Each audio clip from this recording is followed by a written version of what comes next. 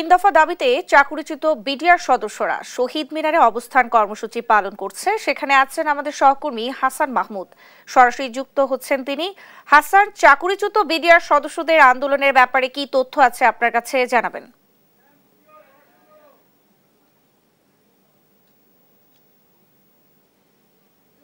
ধন্যবাদ আপনাকে। আমরা কিছুক্ষণ আগে দেখেছিলাম যে বিডিআর সদস্যরা স্বরাষ্ট্র মন্ত্রণালয়ে গিয়েছিলেন এবং সেখান থেকে তারা ফিরে এসেছেন এবং তারা যেটি বলছে যে স্বরাষ্ট্র উপদেষ্টা এবং তার সচিব অর্থাৎ স্বরাষ্ট্র সচিব কিন্তু তাদেরকে যথেষ্ট পরিমাণ সম্মান দেখাতে পারেন এবং তাদের যেসব দাবি দেওয়া সে ব্যাপারে কোনো বাস্তব পদক্ষেপ নেওয়ার আশ্বাস দেয়নি। ফলে তারা তাদের যে আন্দোলন কর্মসূচি আছে সেটিকে তারা নতুন করে আবার ঘোষণা করেছে এবং আগামীকালকে সকাল 10টা পর্যন্ত একটি আলটিমেটাম তারা দিয়েছে। যদি এই সময়ের মধ্যে বিডিআর সদস্যদের যে 3 দফা দাবি রয়েছে সেটি যদি না মানা হয় তাহলে তারা নতুন করে কর্মসূচি ঘোষণা করবে। সেটি হয়তো মার্চ টু সচিবালয় এরকম একটি কর্মসূচি হতে পারে বলে ধারণা দিয়েছে। অর্থাৎ বিডিআর সদস্যরা যেটি দাবি করছে যে 2009 সালে যে তৎকালীন বিডিআর বিদ্রোহ, সেই বিডিআর বিদ্রোহের যে 2টি মামলা করা হয়েছিল সেই মামলায় যেসব বিডিআর সদস্যদেরকে তৎকালীন বিডিআর সদস্যদেরকে যারা চাকরিচ্যুত করা হয়েছে এবং বিভিন্ন মামলায় তাদেরকে সাজা দেওয়া হয়েছিল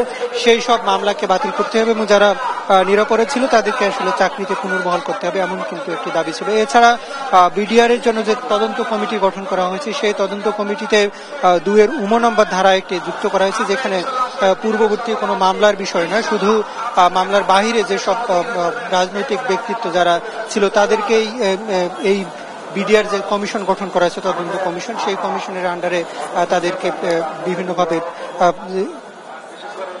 তাদেরকে তদন্তের আওতায় আনা হবে। এই যে একটি ধারা যুক্ত করা হয়েছে সেটি ধারার ব্যাপারে কিন্তু বিডিআর সদস্যদের সবচেয়ে বেশি আপত্তি এবং তারা চাচ্ছেন যে দ্রুত সেই ধারাটি বাতিল করতে হবে এবং যেসব বিডিআর সদস্য এখানে চাকরিচ্যুত হয়েছে এবং এই ধারার অধীনে যারা এই বিডিআর বিদ্রোহ এবং বিডিআর হত্যাকাণ্ডের সাথে যারা জড়িত তাদেরকে আসলে শাস্তির আওতায় নিয়ে আসতে হবে, এমনটা কিন্তু তারা দাবি করছেন। এবং সেক্ষেত্রে শুধু রাজনৈতিক ব্যক্তি না, এবং যারা সামরিক ব্যক্তি ছিল এবং এর বাইরে বিভিন্ন সরকারের যারা কর্মকর্তা ছিল তাদেরকেও আসলে আইনের আওতায় আনবার জন্য দাবি জানিয়েছে। একই সাথে যারা যেসব বিডিআর সদস্য এখন পর্যন্ত জেলে রয়েছে তাদের মুক্তির ব্যাপারেও কিন্তু তারা সর্বোচ্চ দাবি জানিয়েছে এবং এই দাবি পূরণ হওয়া পর্যন্ত আগামীকাল 10টা পর্যন্ত তারা সময় দিয়েছে এবং 10টার পরে তারা আরো কঠোর কর্মসূচি এবং মার্চ টু সচিবালয় হতে পারে, এমনটাই কিন্তু এখানকার বিডিআর সদস্যরা দাবি জানিয়েছে। তো এই ছিল আমার কাছে এখন থেকে সবশেষ পরিস্থিতি।